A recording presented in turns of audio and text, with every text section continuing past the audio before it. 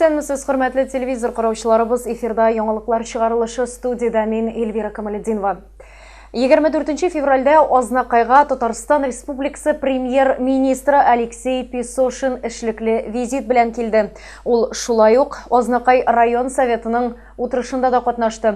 Әлеге хакта тулырак алдагы материалыбызда. Иңелек ул демография милли проекты буенча төзелгән заманча сандугач балалар бакчасы белән танышты. Аннан соң мәдәният йортында узган Азнакай район советының утырышында катнашты. Утырышта шулай ук Татарстан дәүләт советы депутатлары Тахир Хадиев, Рөстәм Мөхәммәдиев, Татарстан Республикасы президенты аппараты һәм министрлыклары җитәкчеләре катнаштылар. 2020 елда районның социаль-икътисади үсеше һәм 2021 елга бурычлар буенча доклад белән Азнакай муниципаль район башлыгы Марсель Шайдуллин чыгыш ясады. Пандемия тормышның барлык өлкәләренә үзгәрешләр кертүгә карамастан, без кешеләрнең сәламәтлеген һәм районның икътисади потенциалын саклап калуга ирештек. 2020 ел тарихыбызда тассыр төзелүгә 100 ел, Бөек Ватан сугышында җиңүгә 75 ел тулу белән истәлекле булды дип тә билгеләп үтте ул. Докладтан күренгәнчә, узган ел 59 миллиард сумлап территориаль тулайым продукция җитештерелгән һәм аның күләме буенча район республикада беренче унлыкта бара. Аграриялар эшчәнлегенә туктап, ул узган ел авыл хуҗалыгы продукциясенең тулайым күләме оннан алдагы елга караганда 15%-ка артуын билгеләп үтте. Район 2020 елда объектларны төзү һәм капиталь ремонтлау буенча 28 федераль һәм республика программасында катнашкан. Капиталь төзелеш күләме 1,5 миллиард сумны тәшкил иткән. 22500 квадрат метр торак файдалануга тапшырылган 32 күп фатирлы торак йортта 90 миллион сумлык капиталь ремонт эшләре башкарылган. Безнең ишегалды программасы буенча 28 ишегалды төзекләндерелгән. Марсель Шайдуллин агымдагы елда шәһәрнең төп мәйданнарында шушындый ук төзекләндерү эшләренең дәвам итәчәген әйтте. Докладта шулай ук сәламәтлек саклау, мәгариф, мәдәният, спорт учреждениеләренең эшчәнлеге дә яктыртылды. Хезмәт базарына килгәндә эшсезлек дәрәҗәсенең иң югары ноктасы сентябрь аена туры килгән. 3,9%. Ел ахырына әлеге күрсәткечне 1,7%-ка кадәр киметүгә ирешелгән. Шул ук вакытта 2021 ел башына җирле предприятиеләрдә 349 эш урыны булачак. Алексей Песошин исә Азнакайларга республиканың социаль-икътисади үсешенә керткән өлешләре өчен рәхмәт белдерде. Утырышта районның фидакарь хезмәткәрләренә бүләкләр тапшырылды. Районыбызның данлыклы, бай тарихы булган Мая газетасы үзенең 90 еллык юбилейын билгеләп үтте. Әлеге күренекле дата уңаеннан шәһәребезнең һәм районыбызның мәдәният сараенда бәйрәм чарасы узды. Әлеге тантаналы чара мәдәният йортының фойесында урнаштырылган редакция музейының әсбаплары тупланган күргәзмәдән башланды. Юбилей чарасында район һәм Татмедиа акционерлык җәмгыяте җитәкчеләре Сарман, Мөслим, Әлмәт, Актаныш районы газеталарының баш мөхәррирләре, матбугат ветераннары, предприятие оешма вәкилләре, газетаны яратып укучы райондашларыбыз катнашты. Бәйрәмне район башлыгы Марсель Шайдуллин һәм Татмедиа акционерлык җәмгыяте башкарма директоры Нияз Гәреев ачып, юбилей уңайыннан изгетлекләрен җиткереп, редакция хезмәткәрләренә бүләкләр тапшырдылар. Нинди генә дипломнар, нинди генә конкурсларда катнашмадыгыз, һәрвакыт Азнакайның газетасы, Маяк газетасы һәрвакыт үрнәк итеп күрсәттеләр, гел беренче урыннарда. Шуның өчен менә сезгә, бөтен ветераннарга бик зур рәхмәт сезгә. Шундый хезмәтегез өчен Аллага шөкер. Тираж буенча да безнең газетабыз һәрвакыт республикада алдынгы. Безнең Азнакай филиалы Маяк газетасы шын мәгънәсендә маяк булып тора. Ул безнең башка филиалларга үрнәк, маяк. Газет редакциясына нәрсәләр әйтәсе килә. Бүгенге көндә иң беренчедән алардан сәламәтлек таләп ителә. Сәламәт булыгыз, авырмагыз, алга таба иҗади уңышлар, алга таба яңа казаныш. Районга нигез салынган чорда оешкан газета бүген дә республика басмалары арасында иң дәрәҗәле һәм укучылары күп булган газета булып кала бирә дип белдерделәр чыгыш ясаучылар. Һәм коллективка Татмедиа һәм Татнефть компанияләре 100 мең сумлык сертификат тапшырдылар. Газетаның баш мөхәррире Фәрхәт Шәйхулов коллектив эшчәнлегенә югары бәя биргән өчен тирән рәхмәтен җиткерде. Үткәннәрне барлаучы киләчәкне билгеләп булмый. Районыбыз белән бер вакытта нигез салынган Маяк газетасының 90 еллык юбилее барчабыз өчен дә олы истәлекле вакыйга. Районыбыз газетасы яңалыклар гына чыгару түгел. Ул шул ук вакытта аң белем тәрбия бирү учагында. Редакциябызда бик күп талантлы журналистлар, язучылар чыкты. Аларның хезмәтләре белән без хаклы рәвештә горурланабыз. Инде киләчәктә электрон ресурслар артса да, без Маяк газетасы һәрвакыт тормыш әлифбасы кебек сезгә, халкыбызга матур үрнәк итеп юл күрсәтеп эшләрбез.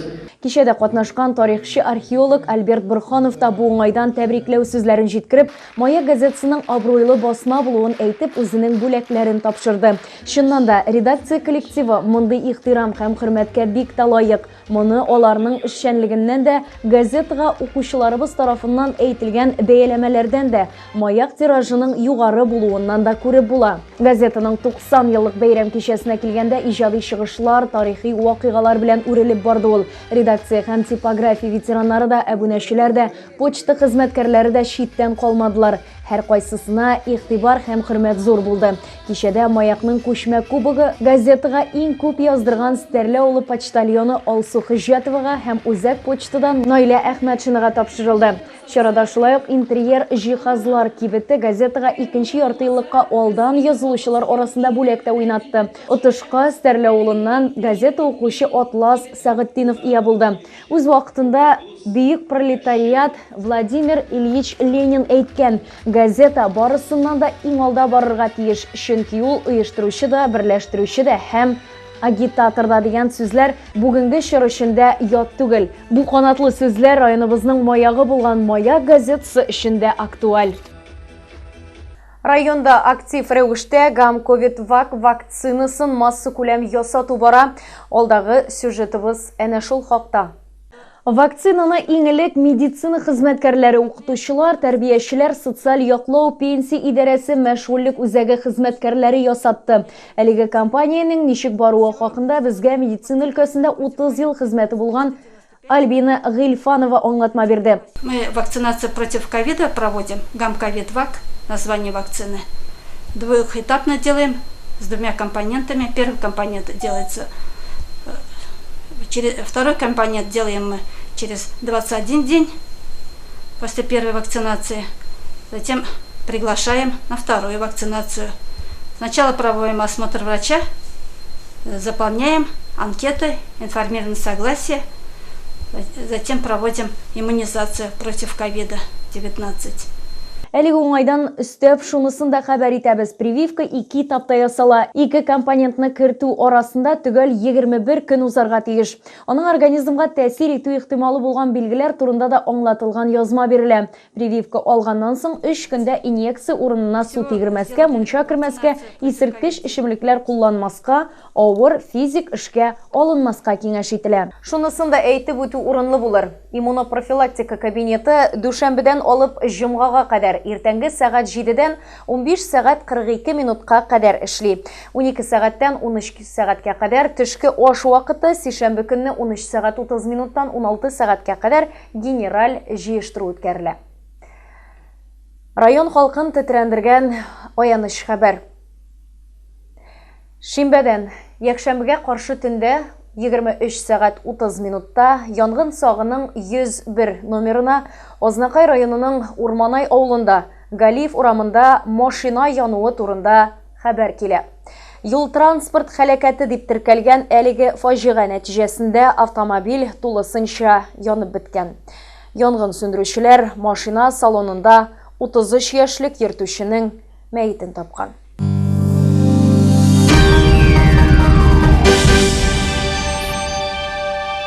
Районыбыз мәктәпләрендә шахмат түгәрәкләре ачылып эшли башлады. Шундый шахмат зонасы бүген 7-нче гомум белем бирү мәктәбендә дә ачылды. Әлеге чараның максаты балаларны яшьтән үк шахматка тарту булып тора, чөнки шахмат уены кешенең уйлау, фикерләү сәләтен үстерә. Шуңа күрә дә шахмат түгәрәкләренең артуын укучылар да, укытучылар да, әти-әниләр дә хуплап кабул итә. Шахмат зонасын ачуда катнашкан район башлыгы урынбасары Роза Галиева да шундый фикердә.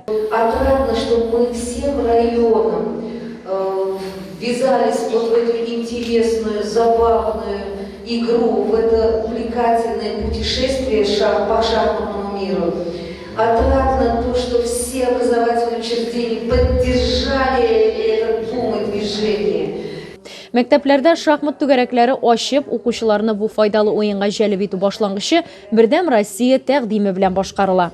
Шушының белән сезнең игътибарга әзерләнгән материалларыбыз тәмам. Яңа эш атнасы сезгә бары тик күңелле хәбәрләр генә алып килсен. Бүген 1 март, язның 1 көне. Назлы, матур язлар килсен сезнең һәр барчагызга да. Исән-имин булыгыз.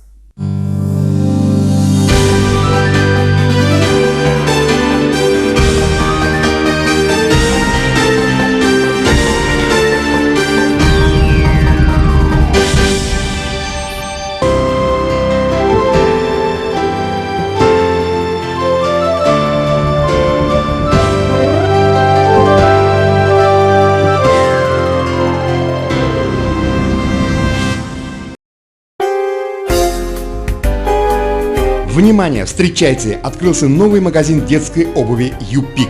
Мы подготовили достойный ассортимент обуви для детских ножек в соответствии с трендами сезона и необходимые сопутствующие товары. Ваш ребенок в обуви от магазина «Юпик» будет чувствовать себя комфортно в любое время и в любых условиях. Для этого наши консультанты всегда помогут определиться с выбором в соответствии с индивидуальными особенностями вашего ребенка. А наши цены не оставят вам шанса уйти без покупки. Кстати, уже действует скидка 35% на весь зимний ассортимент. Магазин «Юпик» – главный по детской обуви. Ознакаево, Ленина 24, телефон 8 917 261 0058. Именная ложка – безусловно отличный подарок на праздники и будни. В торговом центре «Шифа» заработал отдел именных подарков для самых любимых. Наши приборы смогут украсить ваш стол и послужат прекрасным подарком на долгие годы. У нас в ассортименте только качественные ложки российского производства. Также оперативно выполним коллективные заказы. Ждем вас по адресу Ознакаево, торговый центр «Шифа», улица Нефтяников, 33, телефон 8 987 173 63 95. Новый смарт-кроссовер Cherry Tiggo 4. Готовый показать свое превосходство. Стильный, технологичный, первый.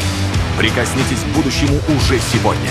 Открывая новые грани характера за рулем Cherry Tiggo 4. Запишитесь на тест-драйв у официального дилера «Диалог Авто» в городе Ознакаево. Шейхутдинова, 12Б, телефон 99 006. Любые ремонтно-отделочные работы в квартире, доме, офисе 24 часа в сутки. Телефон 8 939 300 92 67. «Колор» – еще больше торговых площадей и, как следствие, больше строительно-ремонтных инструментов и расходных материалов к ним, электротехнических изделий и сварочных аппаратов, сухих смесей, цемента, фанеры, утеплителя. Компания «Колор» от и до в решении ваших строительно-отделочных вопросов. Наш телефон 7 70 80. Дорогие мамы и папы, вы находитесь в трепетном ожидании малыша или уже являетесь счастливым родителем? Малыш Плюс готов решить многие вопросы, связанные с этими приятными событиями. Достойный ассортимент колясок, кроваток, а также манежи, качели, стол-стульчики, автокресла, санки, велосипеды, комплекты в кроватке и на выписку, одежда для детей с рождения и старше, обувь, игрушки, электромобили, детское питание, косметика, подгузники и многое другое вряд ли останутся без вашего решения приобрести все необходимое в одном месте. Малыш Плюс. Все от А до Я для вашего малыша. Ознакаево, Ленина 27, телефон 9 56 42. Ежедневные рейсы в Альметьевск от пассажирского агентства «Мандарин», генерального транспортного партнера ТНТ Ознакаево. Отправление из Ознакаево в 6, 6:30, 7, 8, 9, 10, 11, 13, 14, 15, 16, 17 и 18:00. Из Альметьевска в 7:30, 8, 9, 10, 11, 12, 13, 14, 15, 16, 17, 18, 19 и 19:30. Остановки: онкологическая больница, ТЦ «Панорама», Деканерче, драмтеатр, главпочтамт, медсанчасть, Макдональдс, Огни, Тихоновка, Мактама. Развозим по городу и осуществляем курьерскую доставку.